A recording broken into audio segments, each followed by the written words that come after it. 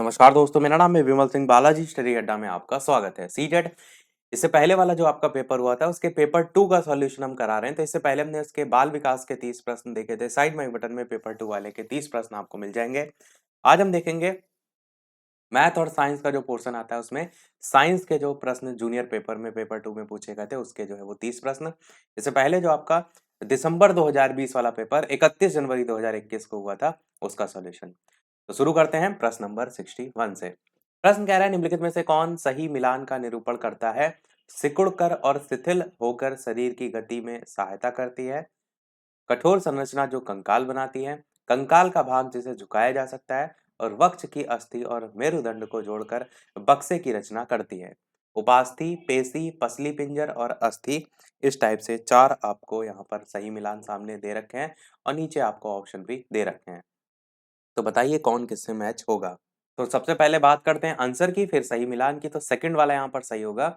ए का जो है आप मिलान करेंगे सेकंड से, यानी कि सिकुड़कर और शिथिल होकर शरीर की गति में सहायता जो प्रदान करती हैं वो कहलाती हैं पेशी।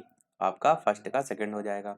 फिर जो फोर्थ वाला है, वक्ष की अस्थि और मेरुदंड को जोड़कर बक्से की रचना का कार्य जो है वो करती हैं, ये आपका असली पिंजर कहलाती हैं। तो ये वाला जो है आपका इससे मैच हो जाएगा।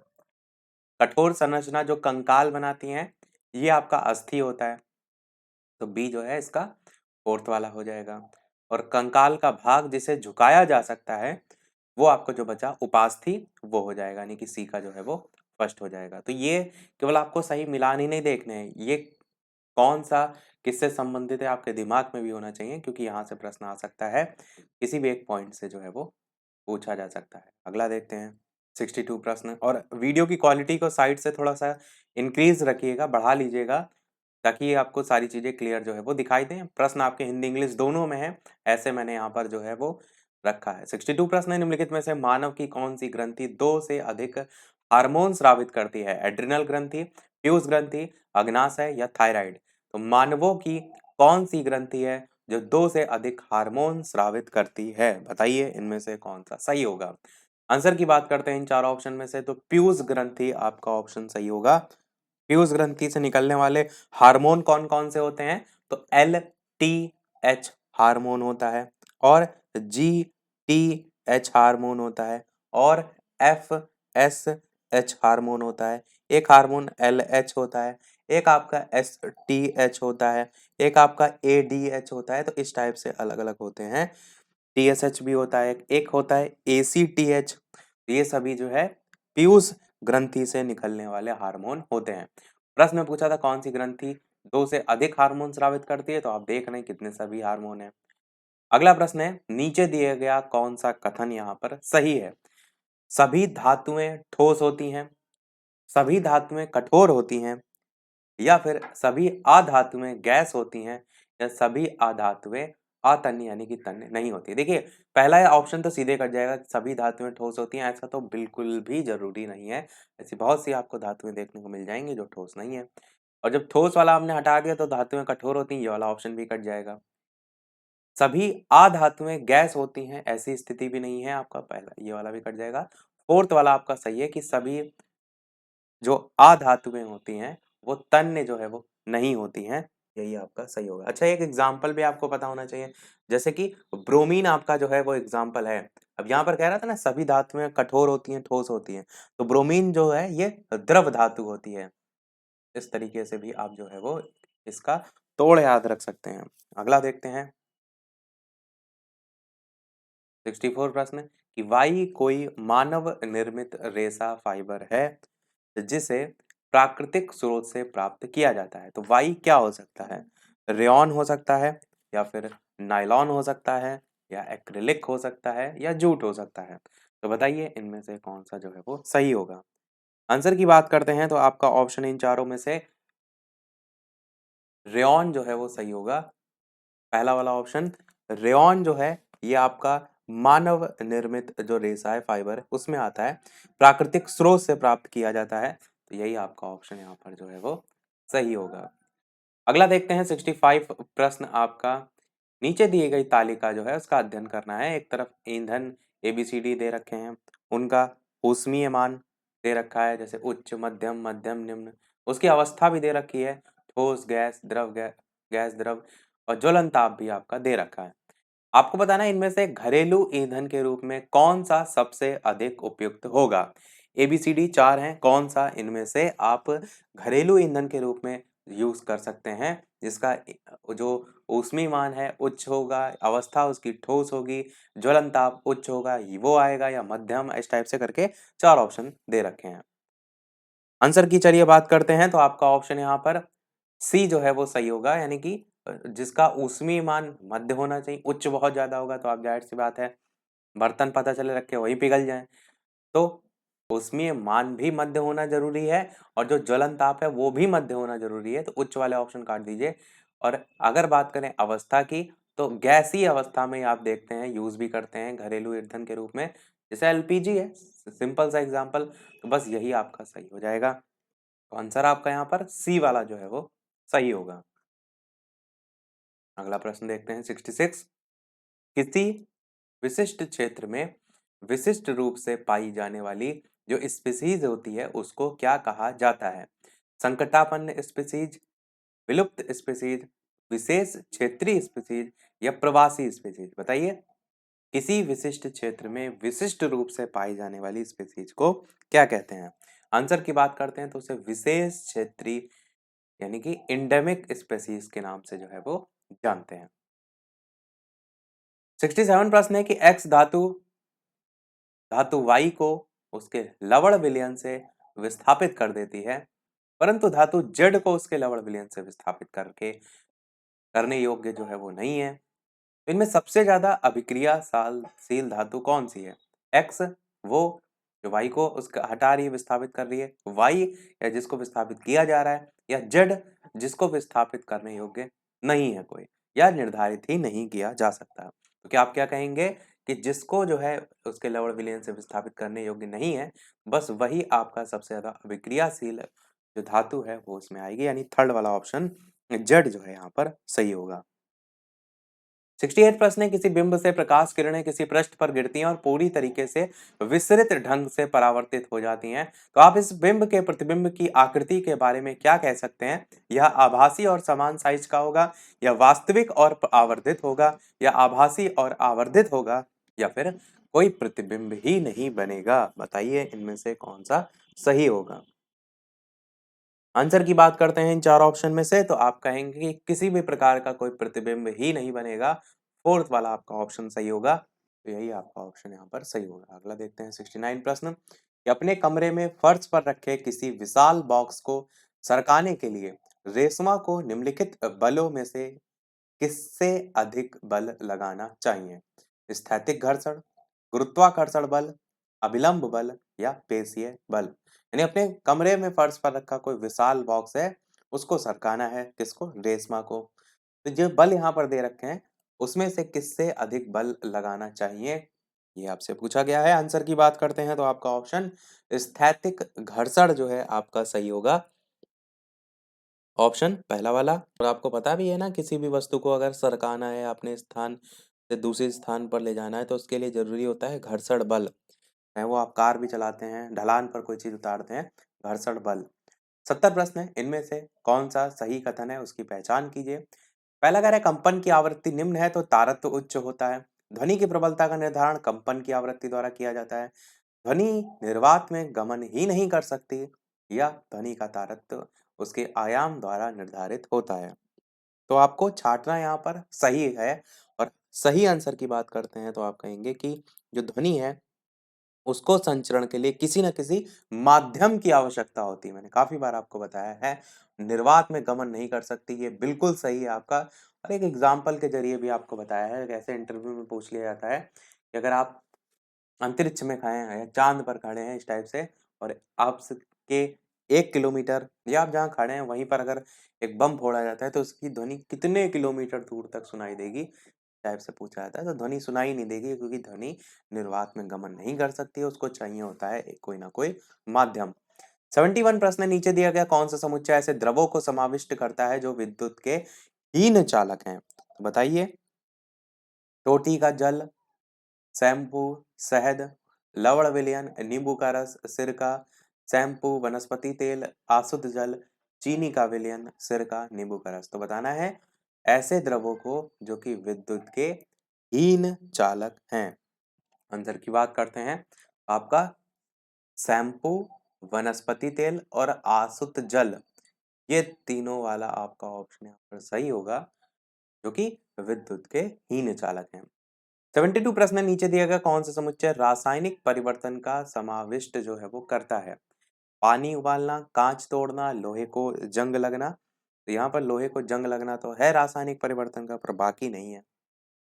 दूसरा कह रहा है कांच जल में लवण घोलना, भोजन का पाचन और कागज के टुकड़े टुकड़े करना। तीसरा कह रहा है भोजन पकाना, पानी उबालना, जल में चीनी घोलना। और चौथा कह रहा है लोहे को जंग लगना, कागज का जलना और भोजन का पाचन। इनमें ऐसे कौन से एग्जाम्पल हैं जिसमें सभी एग्जाम्पल दे रखे हैं रासायनिक परिवर्तन से संबंधित? आंसर की बात करते हैं तो आपका ऑप्शन चौथा वाला आपको क्लियर दिख रहा है। लोहे में जंग लगना भी एक रासायनिक परिवर्तन होता है, कागज का जलना भी एक रासायनिक परिवर्तन होता है और भोजन का पाचन तो होता ही है। और रासायनिक परिवर्तन में होता क्या है? आप कहते हैं जो गुणधर्म होते हैं वो बदल जाते हैं। जैसे कि अगरबत्ती का जलना जो है एक रासायनिक परिवर्तन है, वो भी आप कह सकते हो। दूध का फटना बहुत बार पूछा जाता है, वो भी एक रासायनिक परिवर्तन में आता है। तो जब कोई पदार्थ कोई अन्य पदार्थ से मिलकर एक नया पदार्थ बना देता है, या जब कोई पदार्थ 2 या 2 से अधिक पदार्थों में वियोजित होकर उसका गुण बदल देता है, तो वो आपका आता है रासायनिक परिवर्तन में। अगला देखते हैं 73 प्रश्न। नीना किराने की कुछ वस्तुएं खरीदने के लिए साइकिल से बाजार जा रही थी। बाजार उसके घर से 4 किलोमीटर दूर है। उसने पहले 10 मिनट 12 किलोमीटर प्रति घंटा की चाल से गमन किया, और उसके बाद उसने पहले 10 मिनट 12 किलोमीटर प्रति घंटा की चाल से गमन किया, और उस रास्ते में उसका मित्र निखत मिलता है, जिससे वो रुककर 15 मिनट बातचीत करती है। इसके पश्चात वो अपनी यात्रा 8 किलोमीटर प्रति घंटा की चाल से फिर से आरंभ करती है। उसकी यात्रा की औसत चाल क्या होगी? तो डायरेक्ट हम आंसर की बात कर रहे हैं, क्योंकि विज्ञान के ही प्रश्नों की बात कर रहे हैं।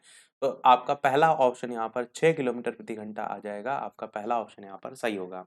अगला देखते हैं 74 प्रश्न। लवण और जल के मिश्रण को पृथक करने के लिए अलग करने की जो प्रक्रिया है उनमें से कौन सहायक नहीं है? निस्तारण, निस्यंदन, आसवन, उबालना। लवण और जल को आपको अलग अलग जो है वो करना है, तो कौन इनमें से सहायक नहीं है? आंसर की बात करते हैं तो आपका ऑप्शन, तो इसमें एक्चुअल में चारों में से कोई भी आंसर जो है ऑफिशियल आंसर की में नहीं दिया गया था। इसमें ऑफिशियल आंसर की में 9 आंसर दिया गया था। 9 का मतलब ये था कि इस प्रश्न के जो अंक हैं वो सभी को दिए गए थे। तो इसमें से कौन सहायक नहीं है आप नहीं कह सकते, इसमें सहायक चारों ही आप कह सकते हैं। तो आपका ऑप्शन 74 का कोई भी नहीं सही है। 75 प्रश्न की तरफ बढ़ते हैं कि नीचे दिए गए प्रकाश के कौन से गुणधर्म का उपयोग छाया बनने की परिघटना की व्याख्या के लिए किया जा सकता है? प्रकाश सरल रेखा में गमन करता है, प्रकाश उच्च चाल से गमन करता है, प्रकाश 7 वर्णों से मिलकर बना है, प्रकाश अपारदर्शी वस्तुओं से नहीं गुजरता है। आपको बताना है सही कौन सा, ए और बी और सी और डी और ए। आपको बताना है कि प्रकाश के कौन से गुणधर्म का उपयोग छाया बनने की परिघटना की व्याख्या के लिए किया जा सकता है। आंसर की बात करते हैं इन चारों ऑप्शन में से, तो आपका ऑप्शन यहाँ पर डी वाला सही है, प्रकाश अपारदर्शी वस्तुओं से नहीं गुजरता है। ए वाला सही है, प्रकाश सरल रेखा में गमन करता है। तो ये दोनों आपके जो है यहाँ पर सही है, तो डी और ए वाला फोर्थ वाला ऑप्शन यहाँ पर जो है वो सही होगा। अगला देखते हैं आपका निम्नलिखित में से सही कथन को आपको पहचानना है। बलुआ मृदा जो है उसमें महीन कणों का अनुपात चिकनी मृदा की अपेक्षाकृत उच्चतर होता है। दूसरा ऑप्शन कह रहा है चिकनी मृदा में बड़े कणों और महीन कणों की मात्रा लगभग बराबर होती है। तीसरा कह रहा है कि दोमट जो मृदा होती है उसमें बड़े कणों का अनुपात बलुआ मृदा की अपेक्षाकृत उच्चतर होता है। और चौथा कह रहा है कि जो चिकनी मृदा होती है उसमें महीन कणों का अनुपात दोमट मृदा की अपेक्षाकृत उच्चतर होता है। तो आपको सही कथन यहाँ पर छांटना है। तो आपका सही जो है चौथा ही वाला है कि जो चिकनी मिट्टी होती है उसमें जो महीन कणों का रेशियो होता है, अनुपात होता है, वो दोमट मिट्टी की अपेक्षाकृत ज्यादा जो है वो उच्च होता है। तो ये आपका सही होगा। और इन दोनों के नाम, एक का है क्ले सॉइल और एक का है लोमी सॉइल। कई बार इंग्लिश में हमने नाम पढ़े होते हैं, तो हिंदी इंग्लिश इसीलिए दोनों देखते हुए चला करिए। अगला 77 प्रश्न है विटामिन एक्स की हीनता यानी कि कमी के कारण मसूड़ों से रुधिर बहने लगता है। तो ये विटामिन खनिज वाई के अवशोषण के लिए आवश्यक है, और एक्स भोजन वाई में पाया जाता है। एक्स वाई और जेड को आपको पहचानना है कि एक्स जो है वो विटामिन है, डी वाई जो है वो कैल्शियम है और जेड जो है वो दुग्ध उत्पाद है। ऐसे ही आपको 4 ऑप्शन दे रखे हैं, आपको इन्हीं चारों में से छाँटना है और बताना है कौन-सा यहाँ पर सही जो है वो होगा। एक्स की कमी से क्या होता है? मसूड़ों से रुधिर बहने लगता है। तो जो एक्स है वो आपका क्या है? वो है आपका विटामिन। और कौन-सा विटामिन? तो विटामिन सी आपका। विटामिन सी की कमी से जो है, जो मसूड़ों में रुधिर जो है वो बहने लगता है, तो आपका विटामिन एक्स जो है विटामिन सी होगा। देखिए यहाँ पर ए दे रखा है, यहाँ बी दे रखा है, यहाँ डी दे रखा है। केवल सेकंड वाले ऑप्शन में ही सी दे रखा है, तो बस यही आपका यहाँ पर आंसर भी हो जाएगा। देखिए एक चीज़ अगर आपको पता है तो आप आसानी से आंसर तक पहुँच सकते हैं। विटामिन सी जो है वो वाई अर्थात आयरन जो खनिज है उसके अवशोषण के लिए भी आवश्यक होता है और साथ ही साथ जो विटामिन सी है वो भोजन जेड अर्थात जो नींबू वंश लिखा है ना यहाँ पर, नींबू वंश के जो फल होते हैं उनके संदर्भ में, कि नींबू वंश के फलों में जो है वो पाया जाता है। आपका सेकंड वाला ही ऑप्शन सही होगा। 78 प्रश्न देखते हैं कि निम्नलिखित जो कथन है उनमें से कौन सा विज्ञान की प्रकृति जो है उसका सबसे अच्छा वर्णन करता है? विज्ञान विश्वासों की एक प्रणाली है, विज्ञान प्रकृति में सामाजिक है, वैज्ञानिक जो है अपने कार्य में पूरी तरीके से निष्पक्ष होते हैं, या फिर वैज्ञानिक विधि जो है वो अनुसंधान के संचालन के लिए एकमात्र मार्गदर्शिका है। तो बताइए इनमें से कौन सा सही होगा। इसके अलावा वीडियो पसंद आए तो वीडियो को लाइक और शेयर जरूर करते रहिएगा ताकि इसी प्रकार अच्छे अच्छे प्रश्न हम प्रैक्टिस करते रहें। आंसर की बात करते हैं तो आपका ऑप्शन विज्ञान प्रकृति में जो है वो सामाजिक है, ये आपका सबसे बेस्ट हो जाएगा। विज्ञान की प्रकृति का सबसे अच्छा वर्णन पूछा गया था, तो ये आपका ऑप्शन यहाँ पर सही होगा।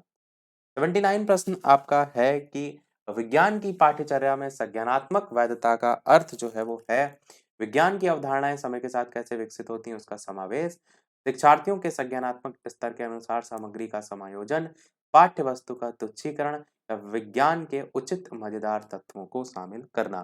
तो बताइए इन चार ऑप्शन में से कौन सा जो है वो सही होगा।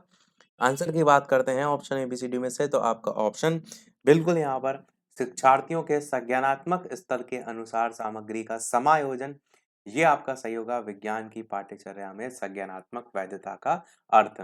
80 प्रश्न है आपका एनसीएफ 2005 के अनुसार उच्च प्राथमिक स्तर के विज्ञान की पाठ्यचर्या में निम्नलिखित में से कौन सा अनुशंसित है, आपको बताना है। इस तरीके से 4 ऑप्शन दे रखे हैं, नीचे एबीसीडी, एबीसी ऐसे करके भी दे रखा है। तो अवधारणाओं को रोजमर्रा के अनुभव की समझ बनाने से जोड़ा जाना चाहिए। तो यहाँ पर पहला तो बिल्कुल सही है। अवधारणाओं तक गतिविधियों, प्रयोगों द्वारा पहुँचा जाना चाहिए, सही है। अवधारणाओं का विषयक उपागम द्वारा शिक्षण होना चाहिए, गलत है। अवधारणाओं के साथ नियम और सिद्धांतों को पेश करने की आवश्यकता तो बिल्कुल ही गलत है। तो आपका ए और बी यहाँ पर सही होगा। ए और बी वाला सेकंड ऑप्शन दे रखा है, ये यहाँ पर जो है वो सही हो जाएगा। पूछा गया था एनसीएफ 2005 के संदर्भ में, उच्च प्राथमिक स्तर के संदर्भ में विज्ञान की पाठ्यचर्या में निम्नलिखित में से कौन सा अनुशंसित है, तो ए और बी यहाँ पर सही होगा। 81 प्रश्न है आपका निम्नलिखित कथनों में पहचाने जो कि विज्ञान के बारे में सत्य हैं। पहला कह रहा है वैज्ञानिक अपने काम को पूरा करने के लिए कल्पना पर बहुत विश्वास करते हैं। तो आप कहेंगे हाँ बिल्कुल करते हैं।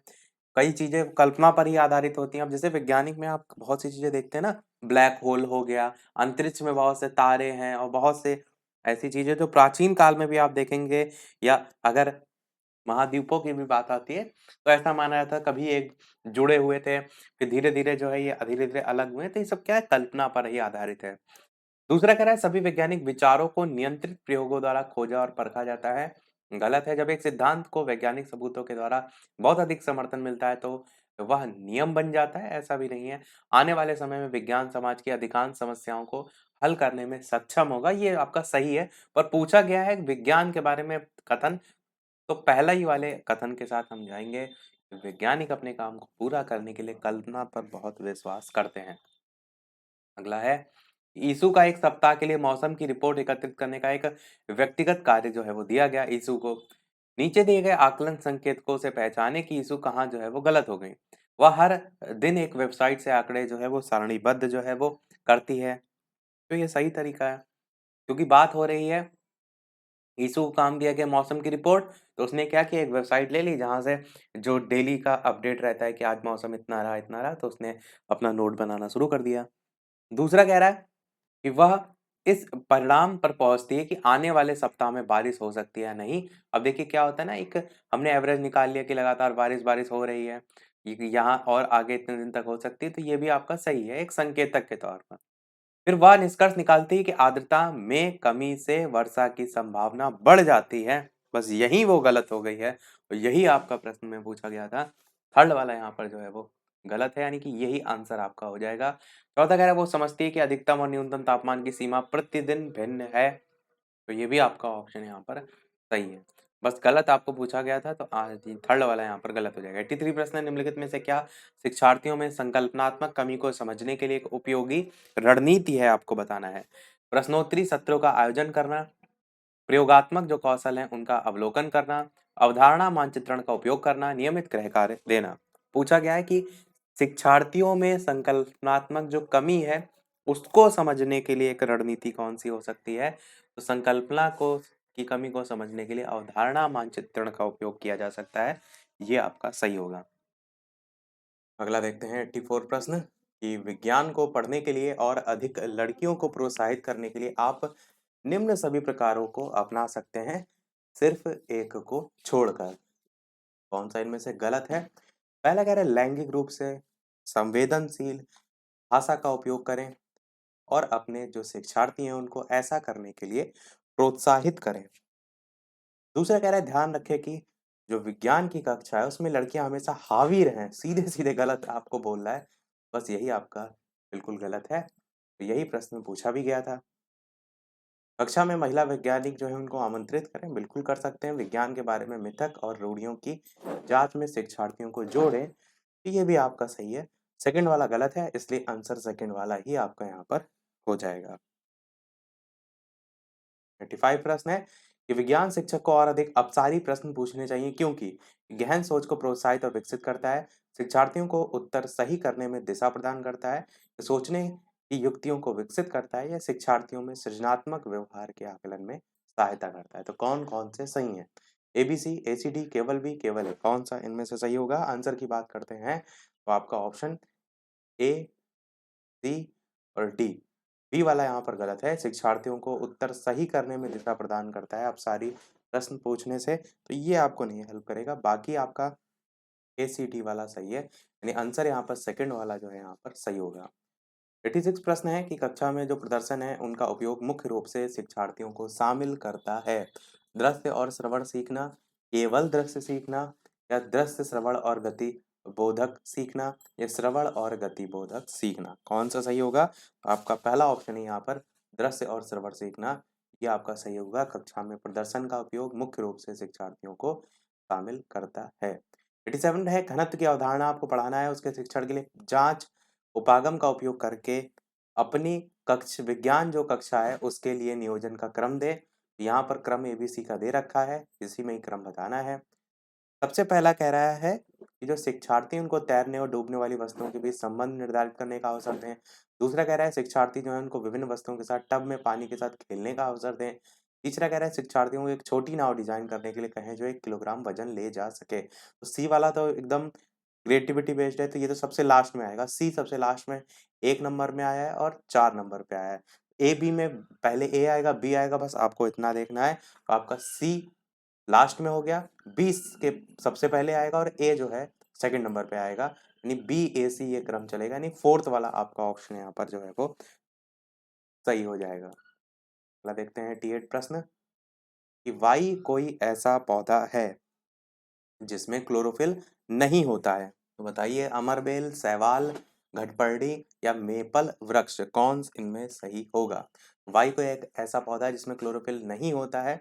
वाई क्या हो सकता है? तो कसकुटा, अमरबेल आपका है, पहला ही वाला ऑप्शन यहाँ पर सही होगा। 89 प्रश्न आपका है सेकंड लास्ट नीचे दिए गए कौन सा कथन यहाँ पर सही है? पहला कह रहा है बृहदान्त्र क्षुद्रांत की अपेक्षा चौड़ी और छोटी होती है। दूसरा कह रहा है कि बृहदान्त में पाचित जो भोजन है उसका अवशोषण होता है। तीसरा कह रहा है बृहदान्त में भोजन का परिपाचन होता है और चौथा कह रहा है बृहदान्त में अंगुली के समान उभरी हुई संरचनाएं होती हैं जिन्हें दीर्घ रोम कहते हैं। आपको बताना है इनमें से कथन जो है कौन सा सही है। आंसर की बात करते हैं तो पहला ही आपका सही है कि जो बृहदान्त होती है वो क्षुद्रांत की अपेक्षा चौड़ी और छोटी होती है। ये बस इसकी विशेषता जो है वो हो जाएगी। सभी हुए हमारे प्रश्न समाप्त। अब लास्ट प्रश्न देखते हैं, इसके बाद एक प्रश्न हम आपसे भी पूछेंगे, जैसे कि सभी वीडियो में हम आपसे एक ना एक प्रश्न पूछते हैं। 90 प्रश्न आपका है लास्ट, कि रेशम कीट के जीवन चक्र और रेशम फाइबर के उत्पादन के संदर्भ में कौन सा यहाँ पर कथन गलत है, आपसे पूछा गया है। पहला कह रहा है रेशम कीट के लार्वा को कैटरपिलर कहते हैं, तो ये एक हो गया ऑप्शन। दूसरा है प्यूपा कोशित विकसित होकर कैटरपिलर बन जाता है। तीसरा कह रहा है रेशम फाइबर कैटरपिलर द्वारा स्रावित प्रोटीन होता है। और चौथा कह रहा है रेशम कीट के कोकून से रेशम का धागा प्राप्त किया जाता है। तो चौथा तो बिल्कुल सही है। ऊपर के तीन में से आपको गलत छांटना है। रेशम फाइबर कैटरपिलर द्वारा स्रावित प्रोटीन होता है, ये भी आपका सही है। आपका सेकंड वाला यहाँ पर जो है वो गलत है, कि प्यूपा कोशित विकसित होकर कैटरपिलर बन जाता है, ये आपका गलत है। बाकी आपके सभी सही हैं, तो आंसर आपका सेकंड वाला यहाँ पर जो है वो हो जाएगा। सभी प्रश्न हुए हमारे समाप्त। अब एक प्रश्न आपके लिए भी, जैसे कि सभी वीडियो में हम आपसे एक ना एक प्रश्न पूछते हैं।